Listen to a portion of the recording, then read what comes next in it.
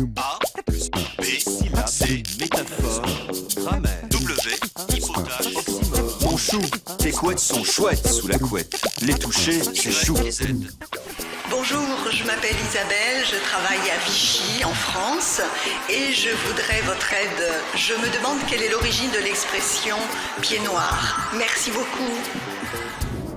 Comme vous le savez, chère Isabelle, le nom composé pied noir désigne les Français d'Algérie, et particulièrement les rapatriés après 1962. Mais on ignore en général que cette désignation est très récente. Quand le mot apparaît vers 1900, il désigne un matelot chauffeur travaillant dans un navire faisant la navette entre Marseille et Alger. Ces matelots travaillaient pieds nus dans la soute à charbon, d'où leur surnom. Mais ces chauffeurs étaient arabes. Pendant la première moitié du XXe siècle, pied noir désigne un arabe algérien. Il faut attendre la guerre d'Algérie pour voir apparaître la désignation actuelle. Vers 1954, à Casablanca, un groupe contre-terroriste prend le nom de Pieds Noirs. On y a vu une allusion aux irréductibles indiens Blackfeet de la conquête de l'Ouest. Je crois qu'il faut y voir plutôt un cas habituel de retournement.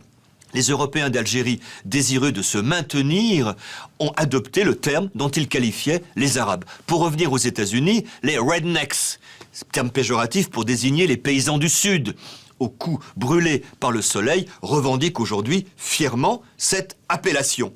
Il en fut de même, sans doute pour les Européens, qui se qualifièrent eux-mêmes de pieds noirs. Et qui se qualifient toujours.